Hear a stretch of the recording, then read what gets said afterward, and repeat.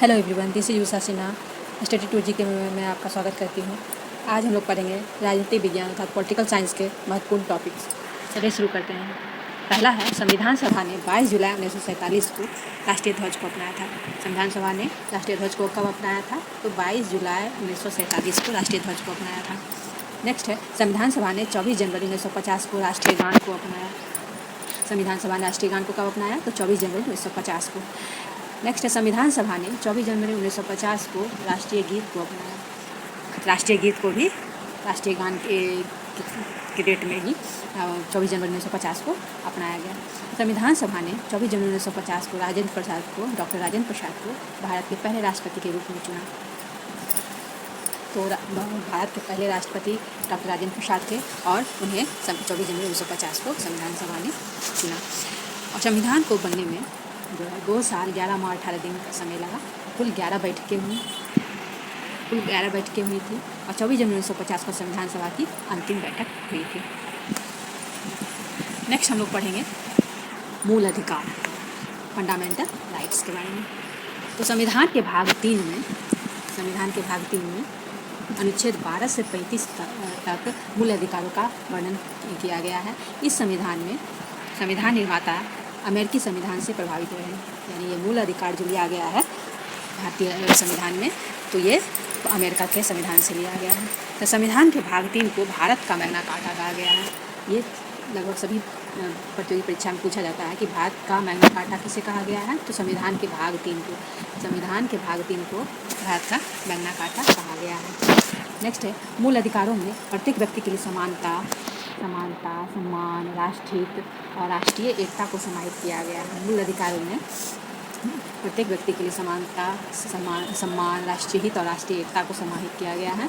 मूल अधिकार देश में व्यवस्था बनाए रखने, राज्य के कठोर नियमों के खिलाफ नागरिकों की आज़ादी की सुरक्षा करते हैं। यह विधानमंडल के कानून के क्रियान्वयन पर तानाशाही को मर्यादित करते हैं, क्योंकि मूल अधिकार तो ये सभी देश के नागरिकों के लिए, भारतीय नागरिकों के लिए बराबर दिया गया है। मूल अधिकार का उद्देश्य कानून की सरकार बनाना है, ना कि व्यक्तियों की, यानी कानून की सरकार बनाना है, ना कि व्यक्तियों की। ये मौलिक अधिकार का जो है मुख्य उद्देश्य है। मूल अधिकार व्यक्ति के चहुमुखी विकास, यानी व्यक्ति के भौतिक, बौद्धिक, नैतिक एवं आध्यात्मिक के लिए आवश्यक है। वर्तमान में पहले तो कुल 7 मूल अधिकार थे, लेकिन संपत्ति का अधिकार को हटा दिया गया और अभी वर्तमान में कुल 6 ही मौलिक अधिकार रह गए हैं। तो वर्तमान में संविधान में मूल अधिकार 6 हैं और वो 6 का वर्णन इस प्रकार है। पहला है समता का अधिकार, जो अनुच्छेद 14 से 18 तक जिसका वर्णन किया गया है। दूसरा है स्वतंत्रता का अधिकार, जिसका वर्णन जो है अनुच्छेद 19 से 22 तक किया गया है। तीसरा है संवैधानिक उपचारों का अधिकार, जिसका वर्णन अनुच्छेद 32 में किया गया है। पहला है समानता का अधिकार, जिसका वर्णन 14 से 18 तक किया गया है। दूसरा है स्वतंत्रता का अधिकार, जिसका वर्णन अनुच्छेद 19 से 22 तक किया गया है। तीसरा है शोषण के विरुद्ध अधिकार, जिसका वर्णन अनुच्छेद 23 से 24 तक किया गया है। और फिर चौथा है संस्कृति एवं शिक्षा संबंधी अधिकार, जिसका वर्णन अनुच्छेद 29 से 30 तक किया गया है। और 5वां है धर्म की स्वतंत्रता का अधिकार, जिसका वर्णन जो है अनुच्छेद 25 से 28 तक किया गया है। 6ठा मौलिक अधिकार है संवैधानिक उपचारों का अधिकार, जिसका वर्णन अनुच्छेद 32 में किया गया। और ऐसे ही संवैधानिक उपचारों का अधिकार को ही भीमराव अम्बेडकर ने संविधान की आत्मा कहा है। नेक्स्ट है, ये जो मौलिक अधिकार हैं ये अस्थायी नहीं है। मौलिक अधिकार अस्थायी नहीं है, क्योंकि ये संसद इसमें कटौती या कमी कर सकती है, लेकिन इसमें कटौती या कमी संविधान संशोधन अनुच्छेद 368 के तहत की जा सकती है। यानी कि भारतीय नागरिकों के मौलिक अधिकारों में कटौती या कमी या संशोधन ये अनुच्छेद 368 के तहत की जा सकती है, तथा संशोधन संविधान के मूल ढांचे को प्रभावित किए बिना की जा सकती है। ठीक है। नेक्स्ट है राष्ट्रीय आपातकाल की सक्रियता के दौरान। आपातकाल के दौरान अनुच्छेद 20 एवं 21 को छोड़कर अन्य सभी अधिकारों को निलंबित किया जा सकता है।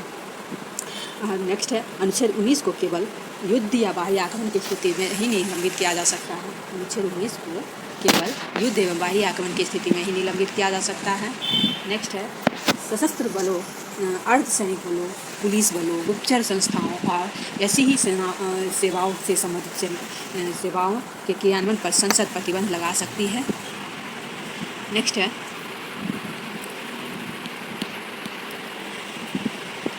ऐसे क्षेत्रों में मूल अधिकारों पर प्रतिबंध लगाया जा सकता है जहां फौजी कानून एवं सैन्य शासन लागू हो। ज़्यादातर मूल अधिकार स्वयं परिवर्तित है, जबकि कुछ को कानून की मदद से प्रभावी बनाया जा सकता है। तो आज के लिए इतना ही। मेरा वीडियो को पसंद आया हो तो प्लीज़ लाइक करें, सब्सक्राइब करें, शेयर करें। अभी के लिए बस इतना ही।